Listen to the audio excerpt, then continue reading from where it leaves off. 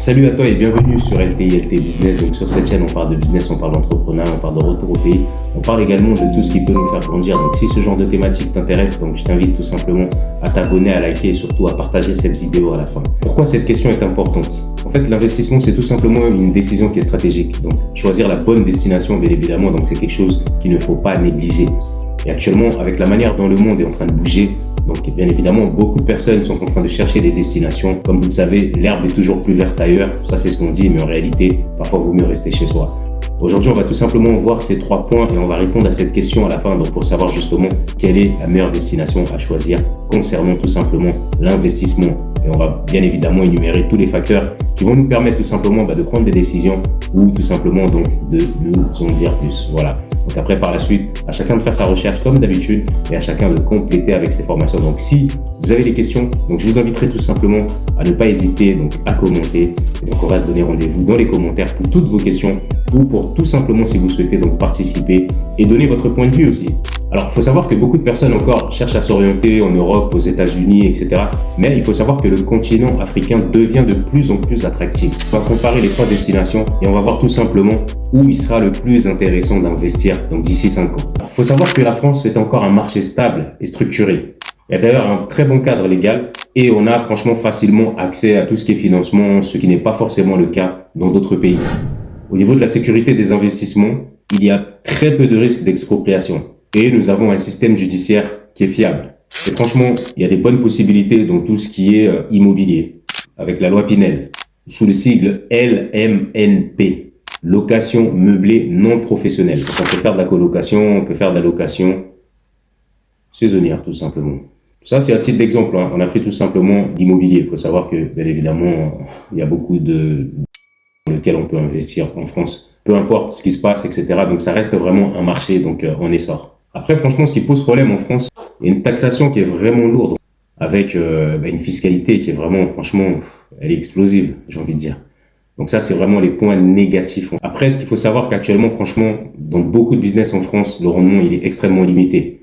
Donc d'ailleurs, là, tellement le marché est saturé, en fait, tellement il y a beaucoup de personnes qui investissent. Donc c'est pas pour rien que tous les jours, vous avez également donc des entreprises qui ferment, et il y en a énormément. Et donc, il faut savoir que des fois, en termes de rendement, on dépasse même pas les 6%. Donc, vraiment, ça pose à réfléchir. Après, si on reste dans le domaine immobilier, donc acheter un bien, il y a beaucoup de cash qu'il faut aller lever. Donc, très souvent, on va aller à la banque. Mais pareil, donc quand on va à la banque, c'est pas un bien qui nous appartient. Donc, il faut bien choisir dans tout ce qui est location saisonnière ou tout simplement si vous achetez, voilà. Après, l'objectif étant tout simplement donc de faire de l'immobilier. Donc là, il faut faire très attention au niveau des prix. Il y a beaucoup d'assurance. Bon, on fait pas une vidéo sur l'immobilier, donc du coup, on va se limiter à ça comme information. Actuellement, franchement, l'économie est très instable. Donc, il y a pas mal de surprises qui vont aussi arriver. Je pense que les prochains chiffres vont faire mal. Et à mon avis, il y aura un impact au niveau social. Et aujourd'hui, donc, au niveau de la politique, il y a quand même des incertitudes qui commencent à se mettre en place. Donc, il faut bien suivre les actualités. Je pense qu'il faut bien se renseigner. Il faut bien étudier. Donc, pour tous ceux qui veulent investir tout simplement, là, en France. Après, il y a des marchés qui sont notamment nouveaux. Et la semaine prochaine, donc comme je vous l'avais dit, vous verrez également donc des nouvelles vidéos qui vont intervenir. Donc il y a des business encore qui sont très intéressants à mettre en place, donc qui sont nouveaux et ceux-là, donc il faut pas hésiter. Après, la question qu'on va se poser forcément, donc où est-ce qu'on va investir en France? Il faudrait peut-être choisir les petites villes en développement, telles que Rennes, Montpellier, Angers, Toulouse. Voilà, donc ça fait partie en fait des petites villes mais qui sont dynamiques. Mais franchement, il faut voir. Donc quand c'est en développement, il y a encore un marché en fait à saisir. Donc l'objectif étant d'arriver donc le premier dans son domaine et puis de voir un petit peu ce qu'on peut apporter en fait comme valeur ajoutée. Parce que vous le savez, gagner de l'argent, c'est tout simplement apporter une solution. Et quand une ville est en train de se développer, donc il faut tout simplement pouvoir apporter aussi une solution. Donc et ça c'est pas mal, apporter son plus. Donc voilà, donc faites vraiment le tour au niveau des entreprises qui existent déjà. Voilà, n'allez pas vous lancer dans la concurrence inutilement en sachant que comme je vous l'ai dit, le rendement serait très faible. Donc lancez-vous dans des business en fait limite qui n'existe pas, soyez vraiment créateur d'un premier business et puis voilà. Après, dans ces zones-là, ce qui marche bien, c'est surtout dans tout ce qui est marché locatif. Vous savez, pour les étudiants, du co-living. Voilà, ça marche bien. On passe aux États-Unis maintenant. Les États-Unis, c'est un gros marché. Vraiment, il y a énormément de consommateurs. Et ça change la donne.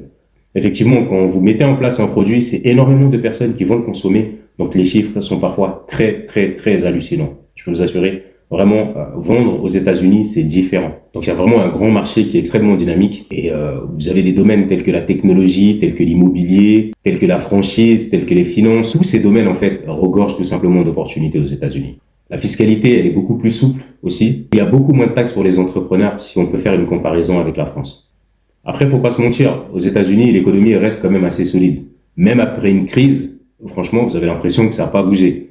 Après, donc ça reste une superpuissance. Donc, raison pour laquelle, en fait, l'économie restera et est souvent très stable. Après, dans les inconvénients, franchement, il y a une barrière au niveau de l'accès.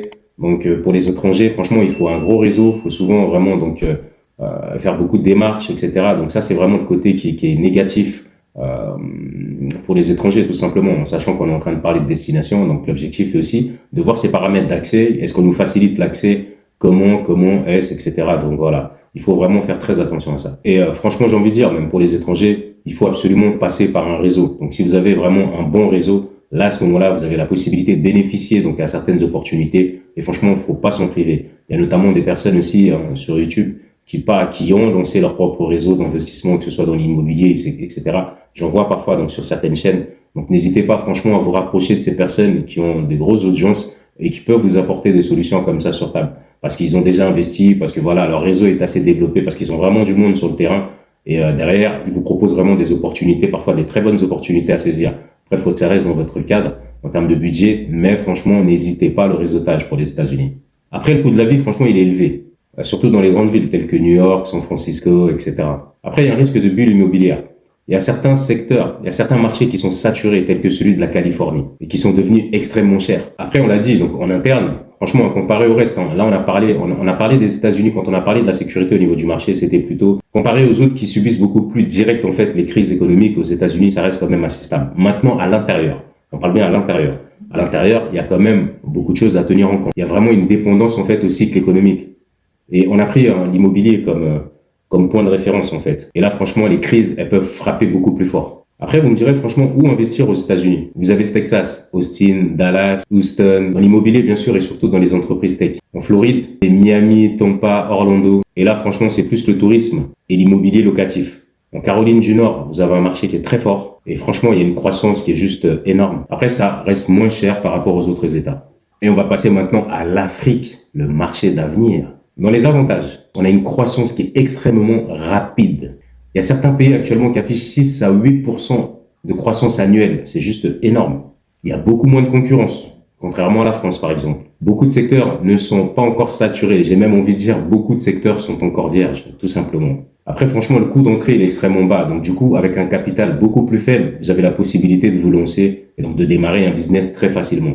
Contrairement aux États-Unis et à la France, par exemple. Vous avez une population qui est extrêmement jeune. Et donc, il y a beaucoup de demandes vis-à-vis de ça. Que ce soit donc en besoin immobilier, dans l'agriculture, dans les services financiers, dans la tech et bien d'autres. Franchement, vous savez, actuellement, donc pour la plupart, il y a des pays tout simplement où il faut tout apporter, il faut tout construire parce que voilà, vraiment, il n'y a rien. Du coup, il y a des gouvernements qui sont beaucoup plus favorables aux investisseurs par rapport à dans le temps. Donc, les choses commencent à changer. Avant, il y a certains gouvernements qui voyaient quand même les investisseurs d'un coin d'œil parce que voilà, ça ramenait une certaine ouverture d'esprit, ça apportait un certain confort et puis t'en avais qui n'avaient pas forcément besoin de ça puisque eux-mêmes avaient besoin surtout de mettre le grappin sur tout ce qui était investissement, etc. Donc vraiment là, c'est le contraire. Donc les gouvernements deviennent de plus en plus ouverts à tout ce qui est investissement parce qu'ils ont compris qu'effectivement, seul, on peut pas avancer. Donc, il est très important d'avoir beaucoup d'investisseurs parce que ça développe un pays et parce que ça apporte une réponse à la pauvreté qui est extrêmement forte. Donc, qui dit réponse à la pauvreté dit meilleur niveau de vie. Après, donc, il y a des inconvénients pour l'Afrique. Faut pas se mentir. Il faut surtout pas les négliger. La stabilité politique, les cadres juridiques à vérifier, surtout dans certains pays. Donc, il faut pas se lancer comme ça. Il faut quand même voir la protection qu'elle nous offre, etc. Après, l'accès au financement qui est parfois difficile. Donc, j'ai envie de dire, surtout pour les locaux. Pour vous qui venez tout simplement en tant qu'étranger, parfois, c'est bien plus facile quand vous avez un petit apport. Voilà. Donc, c'est des choses qui sont à voir. Quand vous avez un projet aussi qui est solide, parfois, ils ont plus tendance à vous faire confiance qu'à faire confiance aux locaux. Pourquoi? Il y a beaucoup de choses qui peuvent répondre à cette question. Donc, là, ce n'est pas une vidéo qui est adaptée à ça. Donc, on survole tout simplement. Après, il y a des délais administratifs qui sont extrêmement longs en fonction de certaines demandes que vous avez envie de faire, en fonction de certains business. Donc parfois, il faut vraiment certaines autorisations Et là, des fois, les vérifications et autres, et parfois ça devient même un tracas administratif. Quand vous tombez là-dedans, vous avez juste envie d'abandonner. Mais bon, c'est pas le but. Si vous êtes déplacé, si vous êtes parti, voilà, c'est pour vous rendre plus fort, c'est pour évoluer, c'est pour apprendre. Et donc, on s'arrête pas sur des difficultés. Où investir en Afrique? Donc, lorsque j'ai fait les recherches, donc, il y a eu tout simplement une liste de pays qui sont ressortis. Là où il y avait un climat en termes d'affaires qui était beaucoup plus stable.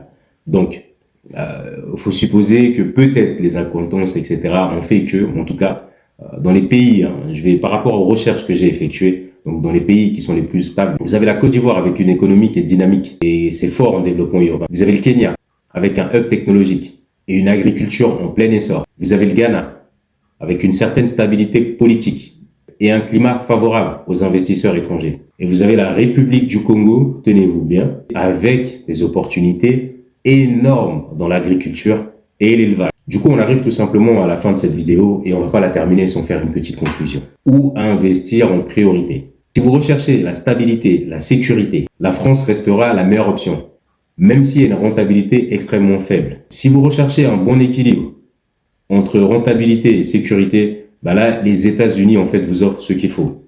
Et écoutez bien, si vous recherchez le plus grand potentiel de croissance, l'Afrique est clairement l'avenir. Après, mon choix personnel, c'est l'Afrique. Parce que le marché, il est encore jeune et que ça offre des opportunités uniques pour ceux qui osent. Seras-tu le prochain? Et vous, vous investirez dans quoi? Et toi, où investirais-tu dans les 5 prochaines années? Dis-le moi en commentaire. Merci d'avoir suivi cette vidéo. On se dit à la prochaine. Ciao!